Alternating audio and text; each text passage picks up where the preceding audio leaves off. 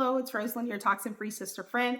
I have been seeing Alexis's story all over my newsfeed on various different platforms. And I figured as a natural health consultant, someone who has a degree in alternative medicine, that I would speak on it. Lately, I've been consumed with posting content about politics, so I haven't been sharing much about the toxin-free side of things that I advocate for on a regular basis and what I've been online sharing for a number of years. But since I keep seeing this story and I've deep dived into it, I figured it's a great opportunity for you and I to have a chat. Are you ready? First, I think the best thing for us to do is let me give you an opportunity to just hear a little bit from Lexi about what she has experienced and what she's going through. And then we can talk about it and we can talk about how we can go from there, and as adults, what you should be doing to prevent this from happening to you or your children. So go ahead, watch the video. Hello everyone. So I keep getting this question. They gave me meningitis, a pneumonia, and the tetanus all at once. Within a few minutes, my body started reacting, and over the past day, it was literally last night that they gave it to me. Over this past day, I have gotten 1,000 times worse. It is absolutely the worst thing I've ever been through. I originally came in because I suffer from a blood disorder called PNH, paroxysmal nocturnal hemoglobinuria. I was diagnosed with the blood disorder back in January of this year. I have since then moved to California. I've never had a pain in my life.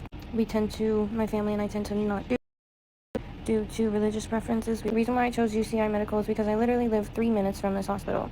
But it's just very hard to leave because I am all the way across the country. I'm in California, and I originally resided in Florida. Okay, so that's just a little clip of what she experienced, and it's very hard to watch. And that's why I listed that trigger warning. And she's still going through this. If you follow, I'll go ahead and tag her in the caption so that you can follow along and share the story more directly from her, or you can share this particular post. But where does that take us next? The biggest thing that we can do as adults is research. And when I say research, I don't mean saying that my doctor said, so this is my research. I mean, you as an individual, do your due diligence and actually research. That means requesting the insert, not just the information sheet that the doctors like to give, but saying, hey, I want the actual insert that comes with the, because there's a specific section in there that talks about the side effects and counterindications, and it talks about what could ultimately happen. I know she's in a lot of pain, so physical pain is one of the things that you can deal with. Having other conditions that come up as a side effect is one of the things you can deal with. There's been cases of skin reactions and skin conditions and autoimmune conditions because of inoculation. So it is extremely important for you to do your own research. And part of that research should include you visiting this site.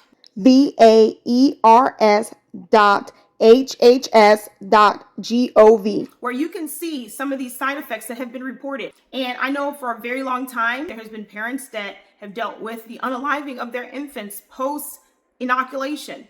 So it is so important to understand what's at risk. I'm one of those people that when I talk to my clients, I'm always saying, if I was not someone that did not altogether say, no, I'm not doing this with my kids, I would definitely delay. And one of the things that I would do is actually get them a test to see what they are allergic to.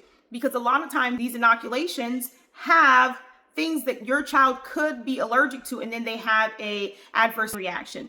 So I feel like part of you being a empowered individual, part of you being an empowered patient, is to be informed. And this is two of the ways that I feel that you can be informed: actually reading the inserts, visiting that site that I listed. So the final thing I want to leave you with, especially since it's an election year, is that you have the power to shift a lot of these things where individuals think that they can just force you to do certain things when it comes to your overall health.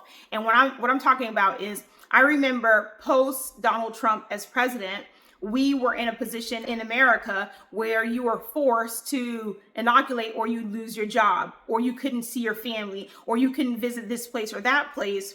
We have to understand that although Donald Trump will tell you over and over that he helped spearhead the rapid creation of that particular inoculation for the C-19, but also at the same time, he was not an individual to mandate it and say that you have to take it or you could not live your life. So when we think about what we could do in instances like this, where this young lady felt forced, we need to put ourselves in a position where we are electing individuals that not only have our best interests at heart, not only will not force us, but their mission overall is to make America healthy again. So I encourage you to consider those things when you are voting. It comes around full circle. Like I said, everything is connected. These political decisions that we're making now impacts our overall well-being. So just wanted to pop in and talk to you about that. I know it was a little long, but it's an important conversation for us to have. With that being said, I encourage you to like and share this video. Feel free to comment your thoughts, and let's deep dive into this in the comment section. See you in the next one. Bye.